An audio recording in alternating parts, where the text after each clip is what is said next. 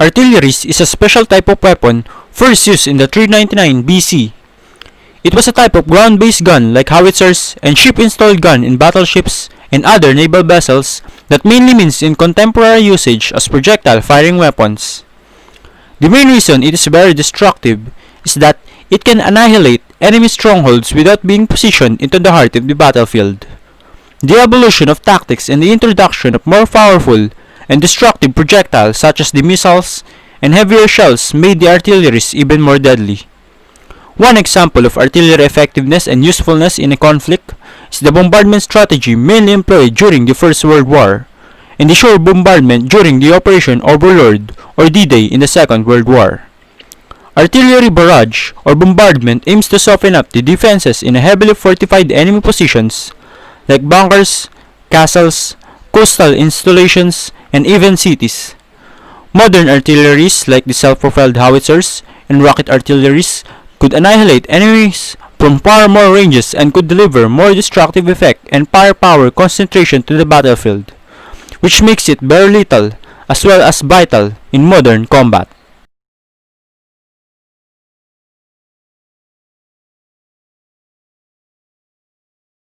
Tanks is a heavily armored vehicle designed to be a mobile shield and turret to attacking infantry forces in World War I.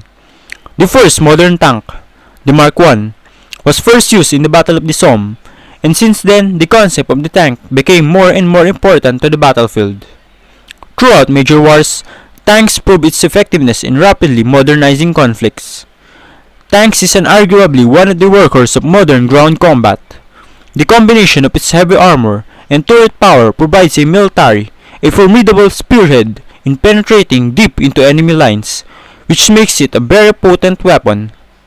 The most notable modern tanks are the M1 Abrams, which is the US military's workhorse tank since the 1980s, the Russia's T-14 Armata, and South Korea's K2 Panther, that both has a state-of-the-art turret autoloader, and the British Challenger 2 main battle tank, which holds the longest tank kill record in history.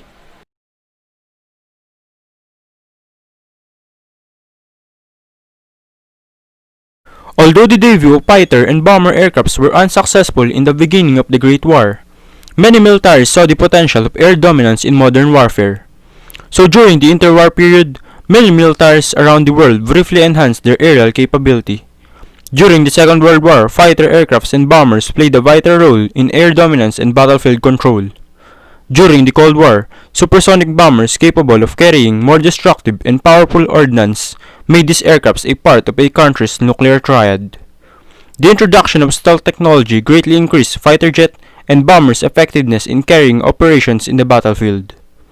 An aircraft's combination of supersonic speed, range, stealth, avionics, versatility, maneuverability, and payload capacity makes this machine a truly potent weapon of destruction. The American stealth T F-22 Raptor and the B-2 Spirit flying wing bomber are considered as the most advanced and most powerful fighter jet and bomber aircraft in the world till this day.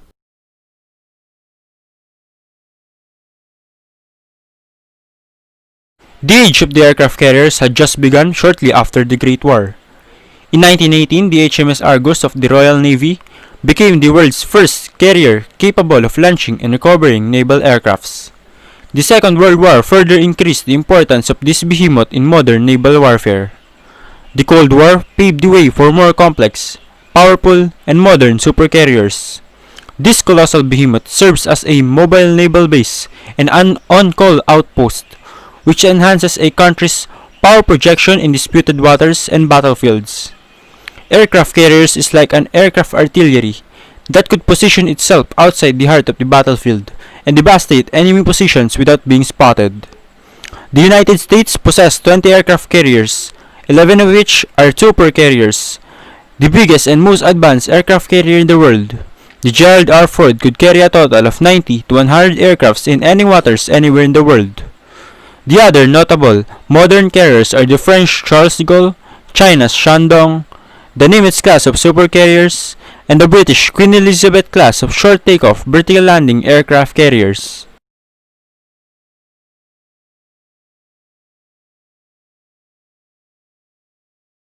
Submarines are one of the most fearful weapons of the Great War in the Second World War. Submarines cause havoc in not just large warships but also to shipping routes and supply convoys. During the Cold War, a new type of submarine was introduced, the ballistic missile submarine, capable of carrying nuclear warheads under the depths of the ocean, without being spotted nor detected. Ballistic missile submarines is undoubtedly the workhorse of a country's nuclear triad, which makes it one of the most potent weapons mankind ever created. The Soviet large nuclear ballistic missile submarine, the Project 941, or the Typhoon class, infamously named the Red October, is the largest submarine ever created. It weighs about 48,000 tons submerged and capable of carrying 20 submarine-launched ballistic missiles. Its American rival, the Ohio class of submarines, in contrast, weighs 19,000 tons submerged and could carry a total of 24 submarine-launched ballistic missiles in full load. The fall of the Soviet Union slowed down the production of the ballistic missile submarines, but the fact that one submarine could destroy an entire country makes these submersible ships very destructive, fearful, and powerful.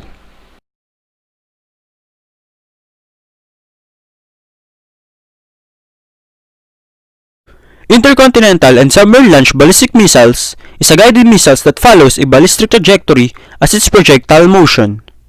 Ballistic missiles could carry a wide variety of payloads such as conventional, biological, chemical, and nuclear warheads. The difference between an intercontinental and submarine-launched ballistic missile is its launching platforms. The ICBM is a ground-based deterrent projectile, while the SLBM is launched from an underwater platform such as a ballistic missile submarine. Both the ICBM and the SLBM are part of the nuclear triad.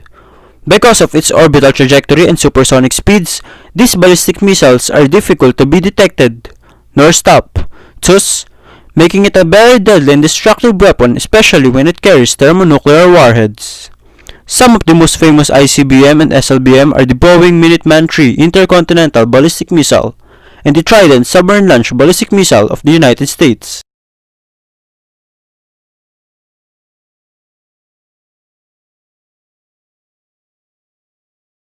MIRVs, or Multiple Independently Targetable Reentry Vehicle, is a missile payload which carries conventional, biological, chemical, and usually thermonuclear warheads. MIRVs was first used in the Boeing Minuteman III intercontinental ballistic missile in 1963.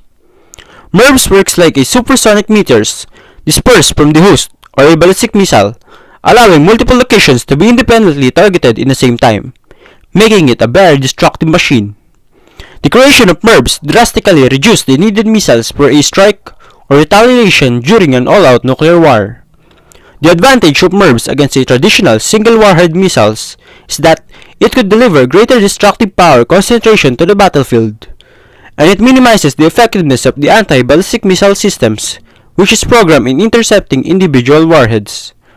Some of the countries currently has MIRV-capable ballistic missiles are the Russian Federation, Israel, United States, France, Great Britain, Pakistan, and Iran.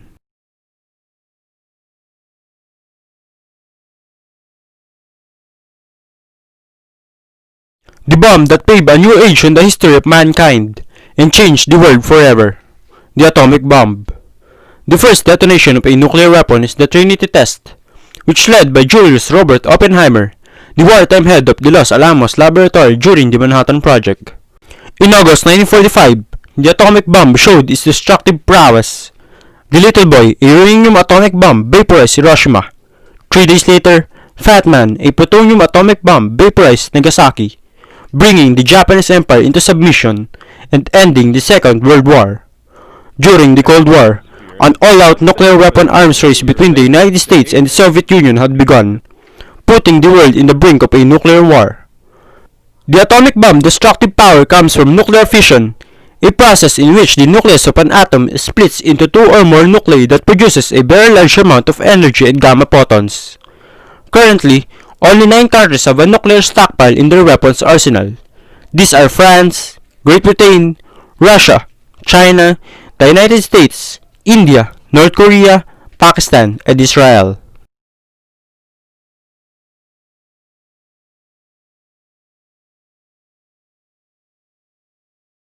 The thermonuclear bomb, or more infamously called the H-bomb or hydrogen bomb, is a second-generation nuclear weapon introduced during the Cold War. The destructive power of the thermonuclear bomb does not come from nuclear fission. Instead, it comes from nuclear fusion reaction, a process in which two or more atomic nuclei are combined to create different atomic nuclei and subatomic particles. To give you a better explanation of how dreadful these weapons are, let's take a look at the power of the Soviet Vanya hydrogen bomb, or Char bomb, the most powerful thermonuclear bomb ever created.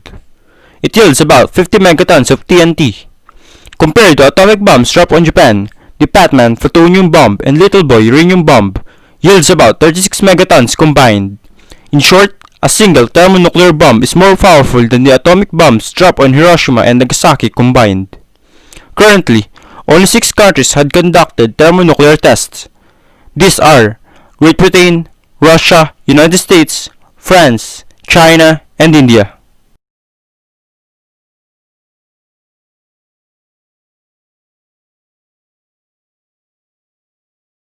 Bioweapon is the most deadly weapon ever used by mankind.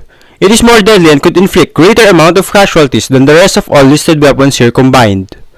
Bioweapons is a specialized biological toxin or agent such as insects, bacteria, viruses, and fungi to disable or incapacitate enemy forces. Biological weapons like an invincible killer. No modern weapon could instantly stop, monitor, nor track it down. It means that this weapon could be already killed dozens or millions in just few months, weeks, or even days without being noticed. And the fact that bioweapons has a long-term unstoppable effects to battlefield participants and even to civilians makes it a very dreadful weapon. Thankfully, these kind of weapons were banned since the Cold War, and many international laws prohibits any country to wage war using biological toxins. But there are still countries that is suspected of having an offensive biological weapons program.